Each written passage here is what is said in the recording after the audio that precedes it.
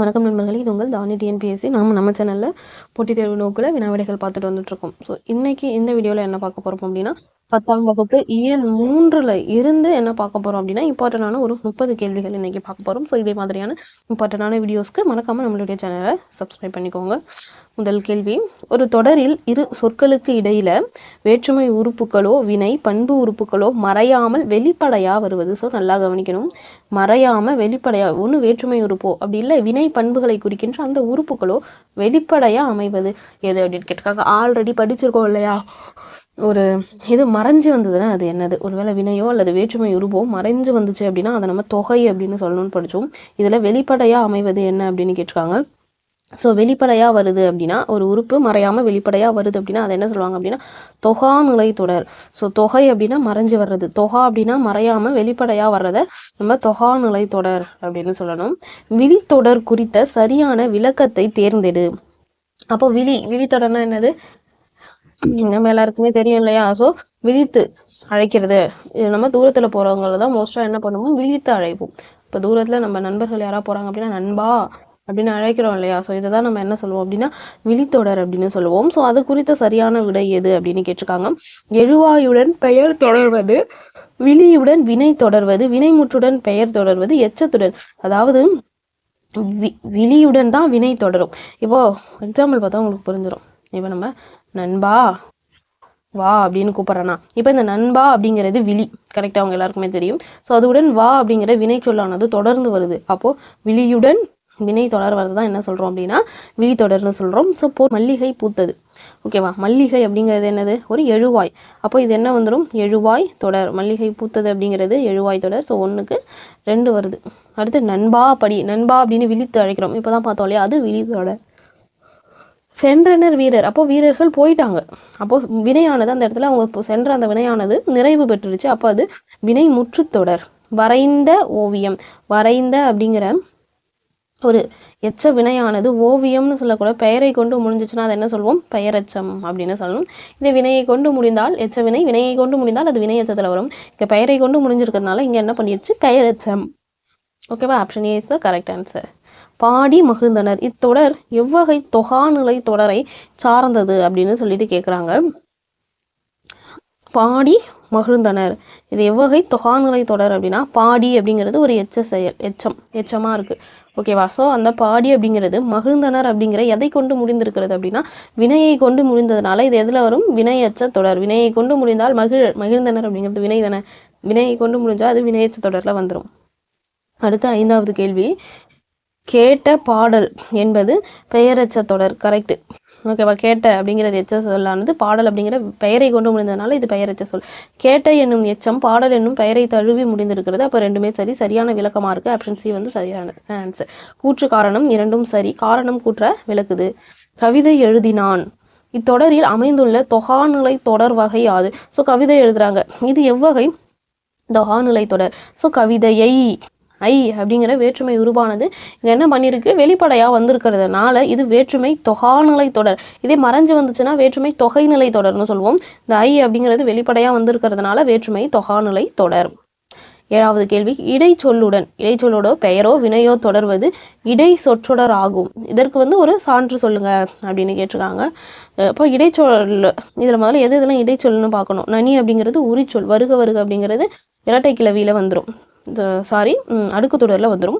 பாடினான் கண்ணன், இது வந்து இங்கே இடைச்சொல்லே இல்லை, இங்கே மற்றொன்றுன்னு இருக்குது. அப்போ மற்று அப்படிங்கிறது நமக்கு இடைச்சொல், அது கூட ஒன்று அப்படிங்கிற இந்த பெயர் சொல் சேர்ந்து வந்திருக்கிறது. ஸோ அதுக்கு தான் அவங்க வந்து கண்டுபிடிக்க சொல்கிறாங்க. இந்த இடத்துல மற்றொன்று அப்படிங்கிறது மட்டும்தான் என்னது? இடைச்சொல்லாக வந்திருக்கு. 8வது கேள்வி, உரிச்சொல்லுடன் பெயரோ வினையோ தொடர்வது உரிச்சொற்றொடர். அப்போ கீழே இருக்கிறதுல எது உரிச்சொற்றொடர் கிடையாது அப்படின்னு கேட்டிருக்காங்க. கவனமாக படிக்கணும். உரிச்சொற்றொடர் எது அல்ல, எது உரிச்சொற்றொடர் அல்ல அப்படின்னு கேட்டிருக்காங்க. ஃபஸ்ட்டு பாருங்கள், சாலை, தவ, நனி, இது எல்லாமே உரிச்சொற்கள் அப்படின்னு நமக்கு தெரியும். பாடி சென்றனர், எச்ச சொல்லானது செயலை கொண்டு முடிந்தால் அதை வினையச்சம்னு நம்ம சொல்லுவோம் இல்லையா. இது மட்டும் வினையச்சத்தில் கொடுத்துருக்காங்க. இப்போ D is the correct answer. 9வது, ஒரு சொல் 2-3 முறை அடுக்கி வருவது அடுக்கு தொடர். இதில் ஒரு சொல் அதிகபட்சம் எத்தனை முறை அடுக்கி வரும் அப்படின்னு கேட்டிருக்காங்க. அப்போ அடுக்கு தொடரில் ஒரு சொல்லானது எத்தனை முறை வரைக்கும் அடுக்கி வரும் அப்படின்னா 4 முறை வரைக்கும், 2 to 4 முறை வரையும் அடுக்கி வரும், ஓகேவா. அடுத்தது புத்தகத்தை வாசி. இது எவ்வகை வேற்றுமை தொகாநிலை தொடர் அப்படின்னு கேட்டிருக்காங்க. ஸோ புத்தகத்தை தையை எப்படி பிரிக்கலாம்? இத்து கூட்டல் ஐ. அப்போ ஐ அப்படிங்கிறது இரண்டாம் வேற்றுமை உருபு, அது வெளிப்படையாக வந்திருக்கிறதுனால இது இரண்டாம் வேற்றுமை தொடர். ஓகேவா? இரண்டாம் வேற்றுமை தொடர். அடுத்து தொகாநிலை தொடர் எத்தனை வகைப்படும்? ஆல்ரெடி தொகைநிலை தொடர் எத்தனை வகைப்படும்னு போன வீடியோவில் பார்த்துருக்கோம். அங்கேயே நான் தொகாநிலையும் எத்தனை வகைப்படும் அப்படிங்கிறத சொல்லியிருக்கேன். ஸோ எல்லாரும் என்ன பண்ணுங்க அப்படின்னா 11வது கேள்வியோட ஆன்சரை கமெண்டில் சொல்லுங்கள். ஓகேவா? ஸோ தொகாநிலை தொடரானது எத்தனை வகைப்படும் அப்படிங்கிறத கண்டிப்பாக எல்லாரும் கமெண்ட் பண்ணுங்கள். படித்த மாணவன், இதில் படித்த என்பது என்ன அப்படின்னு கேட்டிருக்காங்க. ஸோ படித்த மாணவனில் படித்த அப்படிங்கிறத எச்ச சொல்லானது பெயரை கொண்டு முடிந்திருக்கு. அப்போ இதில் என்னன்னு வரும்? இது பெயரெச்சம். என்னது? பெயரெச்சம். 13வது கேள்வி, பெரிய மீசை சிரித்தார், இது எவ்வகை தொகை? ஓகேவா? இங்கே தொகையை பற்றி கேட்டிருக்காங்க. ஓகேவா? தொகையை பற்றி கேட்டிருக்காங்க. இது போன யூனிட்டில் தான் வரும். ஓகேவா? ஸோ அதனால் இது கூடுதல் வினா அப்படின்னு கொடுத்துட்டாங்க. ஓகேவா? இப்போ பெரிய மீசை சிரித்தார் ஆல்ரெடி நம்ம தொகைநிலை தொடர் 6 வகைப்படும்னு பார்த்தோம். 5 வகைக்கு நம்ம பார்த்துருப்போம். அந்த 5 வகையிலையும் வராதது என்ன பண்ணியிருக்கும்? மீதி எல்லாம் வந்துச்சு அப்படின்னா அது வந்து நம்ம ஒன்று, அதுதான் அன்மொழி தொகை அப்படின்னு பார்த்துருப்போம். இப்போ பெரிய மீசை சிரித்தார்னா பெருசாக இருக்கிற மீசை சிரிக்க போகிறது கிடையாது. அந்த பெரிய மீசையை வச்சிருக்கிற அந்த நபர், அந்த மனிதர் சிரித்தார் அப்படின்னு தானே அது பொருள்படுது. இதுதான் எதில் வரும்? அன்மொழி தொகையில் வரும். இது என்னது? அப்போ பெரிய மீசை சிரித்தார் அப்படிங்கிறது அன்மொழி தொகை. வந்தவர் அவர்தான், இதில் அமைந்துள்ள தொகாநிலை தொடர் எது? வந்தவர் அவர்தான். இது வந்து பெயரெச்சமா? உங்களுக்கு ஒன்று புரியல அப்படின்னா நம்ம ஆப்ஷனை பார்த்துடலாம். இது விழி கண்டிப்பாக கிடையாது.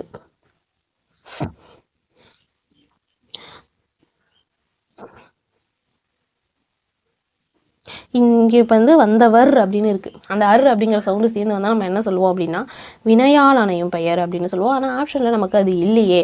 அப்போ நம்ம இதை எப்படி போடலாம் அப்படின்னா அந்த வந்தவர் அப்படிங்கிறத நம்ம பெயர் சொல்லா வச்சுக்கலாம். ஓகேவா? ஓகே, நம்ம அந்த இடத்துல அது இல்லாததுனால என்ன பண்ணிக்கலாம், அதை எழுவாயாக வச்சுக்கிட்டு இதை என்ன சொல்லலாம் அப்படின்னா எழுவாய் தொடர் அப்படின்னு சொல்லலாம். இப்போ இங்கே வினையாளனையும் பெயர் இல்லை, அப்போ வந்தவர் ஏதோ ஒரு நபர் வந்திருக்காரு அப்படிங்கிறதுனால நம்ம அதை என்ன பண்ணலாம், பெயர் சொல்லா வச்சுக்கலாம். ஒருவேளை வினையாளனையும் பெயர் ஆப்ஷனில் இல்லை அப்படின்னா நீங்கள் இந்த மெத்தடை யூஸ் பண்ணணும். ஓகேவா? ஸோ வந்தவர் அவர் தான். இப்போ வந்தவர் அப்படிங்கிறது நம்ம எல்லாருக்கும் தெரியும் அது வினையாளனையும் பெயர் அப்படின்னு. இந்த இடத்துல வினையாளன் பெயர் அப்போ ஆப்ஷன் இல்லையா? அப்போ என்ன வரும்? இது வினைமுற்று தொடரோ பெயரச்ச தொடரோ கிடையாது. அந்த இடத்துல அது எழுவாயாக வந்திருக்கு. அதனால நம்ம இதை என்ன சொல்லணும்? எழுவாய் தொடர் என்று சொல்ல வேண்டும். வீட்டிற்கு சென்றான், இதில் பயின்று வந்துள்ள வேற்றுமை உறுப்பு வீட்டிற்கு. கு அப்படிங்கிறது 4ஆம் வேற்றுமை உருபு. ஸோ இதில் 4ஆம் வேற்றுமை உருவானது பயின்று வந்திருக்குது. பாம்பே பாம்பே என அடுக்கி வருவது, அவங்களே சொல்லிட்டாங்க அடுக்கி வந்துச்சு அப்படின்னா அது அடுக்கு தொடர்னு சொல்லுவோம். இது 2 to 4 முறை அடுக்கி வரக்கூடியது. கீழ்கண்டவற்றுள் எது வினைமுற்று தொடர் அல்ல? அப்போ வினைமுற்று தொடர், முற்று பெறாத தொடர். அப்போ முற்று பெற்ற தொடர் கேட்கல அவங்க, முற்று பெறாத தொடர் எது? கீழ்கண்டவற்றுள் பாடினாள் பாவை. ஸோ பாடிட்டா அது வினைமுற்று தொடர். சென்றனர் வீரர், அதாவது சென்றான் வீரர்கள் அவன் வீரன் வந்து போயிட்டான். ஸோ அதுவுமே வினைமுற்று பெற்றுடுச்சு.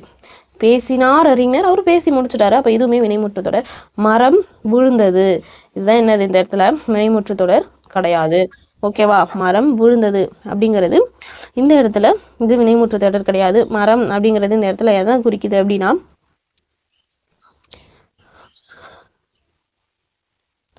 இது வந்து ஒரு எழுவாய் தொடர். ஓகேவா? இது மரம் விழுந்தது அப்படிங்கிறது எழுவாய் தொடர். அடுத்து கூர்வேல் என்பது எவ்வகை தொடர் அப்படின்னு கேட்டிருக்காங்க. கூர் அப்படிங்கிறது நமக்கே தெரியுது, கூர்மையான வேல் அப்படின்னு அந்த இடத்த உயர்த்தி அது சொல்லுது அப்படின்னாலே நம்ம இதில் வந்துடும் உரிசொற்றொடரில் வந்துவிடும். அடுத்து 19வது கேள்வி, அன்போடு பேசினர் எத்தனையாம் வேற்றுமை தொகாநிலை தொடர் அப்படின்னு கேட்டிருக்காங்க. இந்த இடத்துல அன்போடு அப்படின்னா ஓடு அப்படிங்கிற சவுண்ட் வருது. ஓகேவா? உங்களுக்கே தெரியும் ஓடு ஓடு அப்படிங்கிறதுலாம் 3ஆம் வேற்றுமையோடையது. ஸோ தொகாநிலை தொடர் எத்தனாவதுனா 3ஆம் வேற்றுமை தொகை தொடரில் வந்துடும். ஓகேவா? ஸோ தவறான இணையை கண்டறிங்க அப்படின்னு சொல்லியிருக்காங்க. எழுவாய் தொடர் காவிரி பாய்ந்தது, கரெக்ட். காவிரி அப்படிங்கிறது ஒரு எழுவாய் தொடர். கந்தா வா அப்படின்னு சொல்கிறோம். ஸோ விழித்தொடர். வருக வருக அடுக்கு தொடர். எழுதி முடித்தான் பெயரச்சம்னு இருக்குது. ஒரு எச்ச சொல்லானது இந்த இடத்துல முடித்தான் அப்படிங்கிற வினையை கொண்டு முடிஞ்சிச்சு அப்படின்னா அது என்ன வந்துடும்? வினையச்சமாக வந்துடும். இங்கே பெயரச்சம்னு கொடுத்துருக்காங்க. ஸோ இதுதான் வந்து தவறானது. இது வினையச்ச தொடர். அடுத்து விருந்தினரை பேணுதல் பற்றி சொல்லோர் சிறப்பின் விரிந்தெதிர் கோடலும் இழந்த எண்ணெய் என்று குறிப்பிடுற நூல் எது? அப்போ அந்த விருந்து சிறப்பை பற்றி குறிப்பிடுற நூல் எது அப்படின்னு கேட்டிருக்காங்க. ஸோ இந்த லைனானது எதை சொல்லும் அப்படின்னா, தொல்லோர் சிறப்பின் விருந்தெதிர் கோடலும், அதாவது கண்ணகி இருக்காங்க இல்லையா, அவங்க தன் துன்பத்தை, அவங்க ஆல்ரெடி அவங்க கணவன் இறந்திருப்பாங்க, அவங்க ஆல்ரெடி ரொம்ப துன்பத்தில் இருப்பாங்க. அதை விட இழந்த எண்ணெய், அதாவது விருந்தினரை வந்து அந்த டைமில் அவங்களால உபசரிக்க முடியலேன்னு சொல்லிட்டு ரொம்ப கஷ்டப்பட்டிருப்பாங்க அப்படின்னு சொல்லிட்டு சிலப்பதிகாரத்தில் சொல்லியிருக்காங்க. அப்போ இந்த லைன் எதில் இருக்குது அப்படின்னா சிலப்பதிகாரத்தில் இடம்பெற்றிருக்கு. காசிகாண்டம் என்பது டேஷ் நகரின் பெருமை. அப்போ காசிகாண்டம் அப்படிங்கிறது எந்த நகரத்துடைய பெருமையை பற்றி கூறக்கூடிய நூல் அப்படின்னா காசி நகரின் பெருமையை பற்றி பாடக்கூடிய நூல் தான் காசிகாண்டம். நன்மொழி என்று காசிகாண்டம் குறிப்பிடும் விருந்தோம்பல் பண்பு எது? அப்போ காசிகாண்டம் அப்படிங்கிறது விருந்தோம்பல் பண்பை பற்றி தான் சொல்லுது. அதில் நன்மொழி அப்படிங்கிறது எதை குறிக்குது அப்படின்னு கேட்டிருக்காங்க. நன்மொழி என்றால் இனிமையான சொல்ல பேசுதல். நன்மொழி என்பது இனிமையான சொல்லை பேசுதல். மலைப்படுகாடும் நூலின் பாட்டுடை தலைவன் யார் அப்படின்னு கேட்டிருக்காங்க. ஸோ நன்னன். ஓகேவா, மலைப்படுகாடம் என்ற நூலின் பாட்டுடைய தலைவன் யாரு? நன்னன். மலைப்படுகாடம் நூலின் மலையை எதற்கு உருவகப்படுத்தியிருக்காங்க? இப்போ மலைப்படுகாடம் நூலத்தில் ஒரு மலையை வந்து உருவகப்படுத்தி சொல்லியிருக்கிறாங்க. ஸோ எதற்கு உருவகப்படுத்தியிருக்காங்க அப்படின்னா மலையை யானையா சொல்லியிருப்பாங்க இந்த நூலில். அதே சமயம் அங்கே நிறைய சவுண்டு கேட்கும் இல்லையா, ஸோ அதை அந்த யானையோட அந்த மதம் பிடிச்ச அந்த சவுண்டு போல உருவகப்படுத்தியிருப்பாங்க. அப்போ மலைப்படுகாலம் நூலில் மலையை எதற்கு ஓமையாக சொல்லியிருக்காங்க? யானைக்கு ஓமையாக கூறப்பட்டிருக்கிறது. கோபுலபுரத்து மக்கள் என்னும் புதினத்திற்காக 1991 சாகித்ய அகாடமி விருது பெற்றவர். அப்போ கோபுலபுரத்து மக்கள் புதினத்திற்கு சாகித்ய அகாடமி விருது கிடைச்சிருக்கு 1991. ஸோ யாரு அந்த புதினத்திற்காக சாகித்ய அகாடமி விருது வாங்கினாங்க அப்படின்னா கி. ராஜ நாராயணன். யாரு? கி. ராஜ நாராயணன். அதாவது கீரா அப்படின்னு சொல்லுவோம் இல்லையா, ஸோ அவங்க தான் கி. ராஜ நாராயணன். கரிசல் இலக்கியம் என்ற சொல்லாடையை பயன்படுத்தியவர் யார்? அப்போ கரிசல் இலக்கியம் அப்படிங்கிறத பயன்படுத்தினவர் யாரு? அதாவது இவர் என்ன பண்ணியிருப்பாரு, கரிசல் வழக்குகளை முன்வைத்துலாம் புதினங்கள் எழுதியிருப்பார். யார் அப்படின்னா இதுவும் கி. ராஜ நாராயணன் அவர்கள் தான். இவர் கரிசல் இலக்கியத்துடைய முன்னோடிகளில் ஒருவராகவும் கருதப்படுறாரு. அடுத்த கேள்வி, வட்டார வழக்கு சொல்லாகராதி ஒன்றை உருவாக்கியவர் யாரு அப்படின்னு கேட்டிருக்காங்க. ஸோ இவர் யாரு? கி. ராஜநாராயணன் தான் என்ன பண்ணியிருப்பார் அப்படின்னா வட்டார வழக்கு சொல்லாகராதி ஒன்றை உருவாக்கியிருப்பாரு. அதாவது அந்த கரிசல் வட்டார வழக்கு சொல்லாகராதி தான். ஓகேவா. ஸோ இருப்பாறை ஓம்பல் இளமைக்கண் இல்லை விருந்தோம்பல் பற்றி குறிப்பிடும் இப்பாடல் வரி இடம்பெற்றுள்ள நூல் எது? அதாவது இது என்ன சொன்னது? இருப்பாறை ஓம்பல் இளமைக்கண் இல்லை, அதாவது தனித்து உணவு உண்ணாம எல்லாரையும் அழைத்து விருந்தினர்களை அழைத்து ஒன்று கூடி உண்றது, அதை தான் இங்கே வந்து சொல்லியிருக்காங்க. ஓகேவா. ஸோ இந்த பாடல் வரி எதில் இடம்பெற்றிருக்கு அப்படின்னா நற்றிணையில் இடம்பெற்றிருக்கு. எதில் இடம்பெற்றிருக்கு? நற்றிணையில் இடம்பெற்றிருக்கு. காசிகாண்டம் நூலின் ஆசிரியர் அதிவீரராம பாண்டியருக்கு வழங்கப்படும் பட்டப்பெயர் எது? அப்போ காசிகாண்ட நூலுடைய ஆசிரியர் அதிவீரராம பாண்டியன் அப்படின்னு தெரிஞ்சிருச்சு நமக்கு. அதில் அவருக்கு வழங்கப்பட்ட பட்டப்பேர் என்ன அப்படின்னு கேட்டிருக்காங்க. ஸோ சீவல மாறன். என்னது? சீவல மாறன். ஸோ இது அதிவீரராம பாண்டியனுடைய பட்டப்பெயர்களில் ஒன்றாக இருக்கிறது. ஸோ இந்த வீடியோ உங்களுக்கு கண்டிப்பாக உதவியாக இருக்கும். ஓகேவா. ஸோ இதே மாதிரி இம்பார்ட்டண்டான வீடியோஸ்க்கு மறக்காமல் நம்மளோட சேனலை சப்ஸ்கிரைப் பண்ணிக்கோங்க, லைக் பண்ணுங்கள், ஷேர் பண்ணுங்கள், கமெண்ட்ஸ் பண்ணுங்கள். ஸோ இதே மாதிரி இன்னொரு முக்கியமான வீடியோவில் உங்களை சந்திக்கிறேன். நன்றி.